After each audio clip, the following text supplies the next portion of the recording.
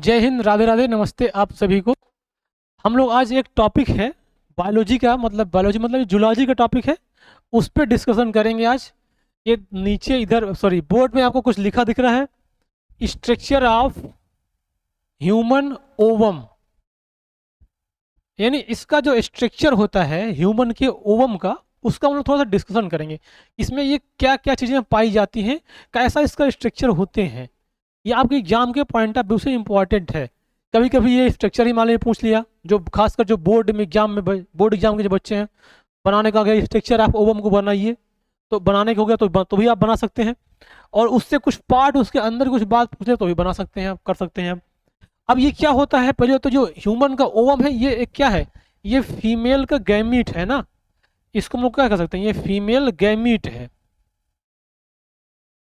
तो अब ये फीमेल गैमीट को हमको लोगों को समझना है अच्छे से। अब थोड़ा सा ये समझिए कि जो फीमेल गैमेट है ये बनता कहाँ पे है, ओवरी में। कहाँ बनता है, ओवरी में।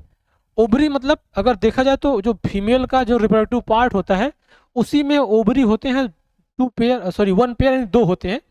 तो ये ओवरी में ओवम बनते हैं जो फीमेल गैमेट होते हैं। एक बात और, जो ये ओवम होते हैं ना, ये लार्जेस्ट सेल ऑफ ह्यूमन है। इसको क्या बोलते हैं, ये लार्जेस्ट सेल ऑफ ह्यूमन क्या होता है, ओवम।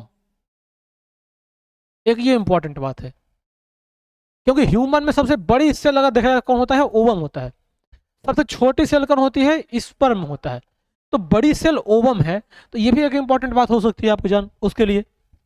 अब देखिए हम लोग अब इसके स्ट्रक्चर पे आते हैं। तो अगर बात करेंगे इसका स्ट्रक्चर है, क्या बोलते हैं इसका, ये पूरा जो स्ट्रक्चर ऑफ ह्यूमन एग का ये कुछ ऐसा दिखाई देगा।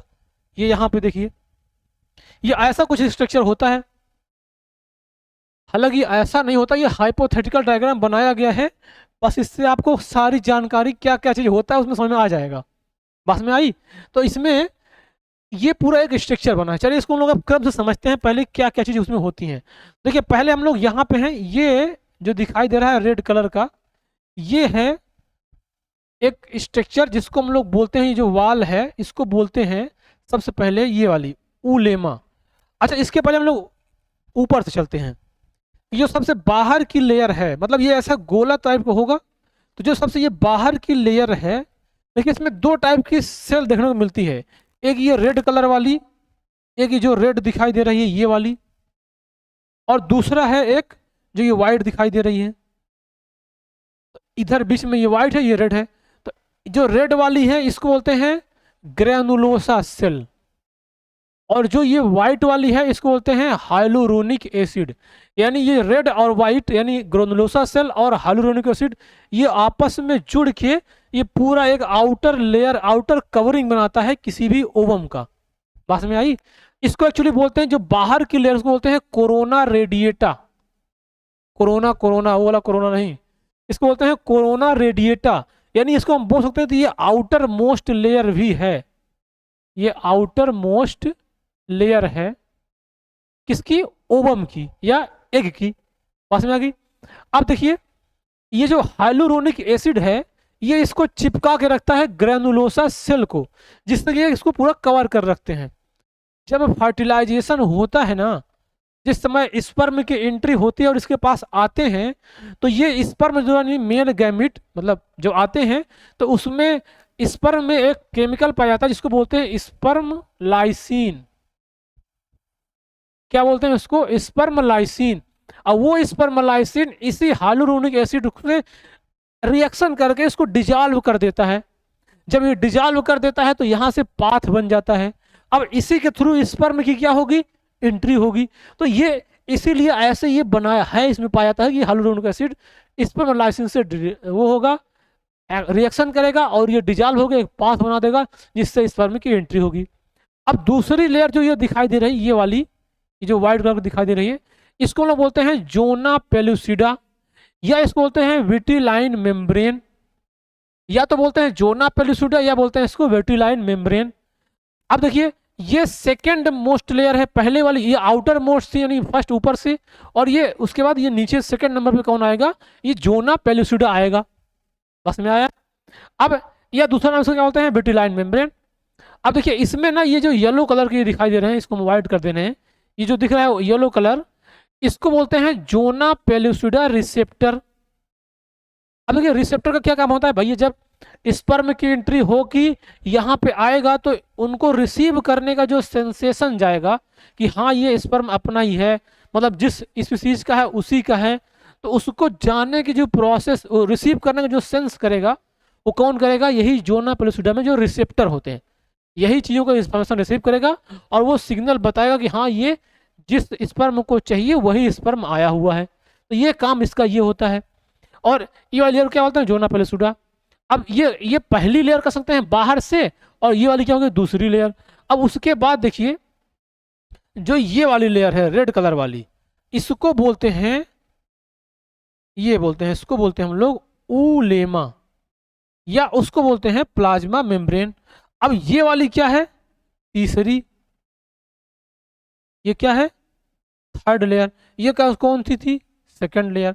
और ये कौन सी, फर्स्ट। तो पहली लेयर सबसे बाहर से आओगे तो क्या होगी, कोरोना रेडिएटा, जो किससे मिल बने, ग्रेनुलोसा सेल और हाइलुरोनिक एसिड से। और दूसरी क्या होगी, जोना पेलुसिडा, जो किससे बनी होगी, विटिलाइन मेम्ब्रेन से। और फिर क्या होगा, ये जोना पेलुसिडा रिसेप्टर यहाँ पे पाए जाएंगे जो कि चीज़ों को सेंस करने में काम आएंगे।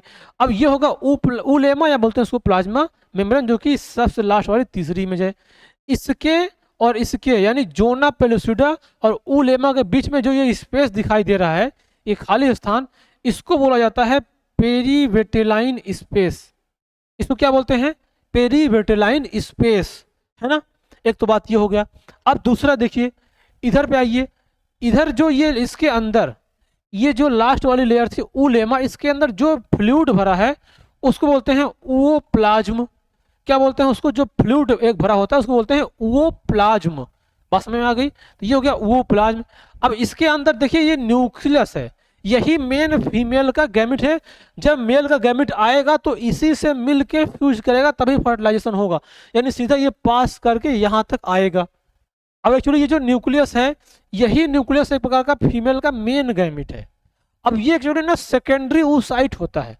ये क्या होता है, इसको हम लोग बोल सकते हैं ये सेकेंडरी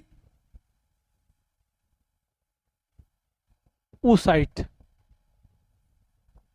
अब इसमें ना जब स्पर्म की एंट्री होती तो याद करिए इसमें हुआ करता था मियोसिस, और ये मियोसिस होके ये दो सेल बनाएगी, एक छोटी सेल बनाएगी और एक बड़ी सेल बनाएगी। ये तो पोलर बॉडी कहलाएगी ये वाला, और जो ये होगा ये अब यही प्राइमरी प्रोन्यूक्लियस कहलाएगा, फीमेल प्राइमरी प्रोन्यूक्लियस, या कह सकते हैं फीमेल का प्रोन्यूक्लियस कहलाएगा।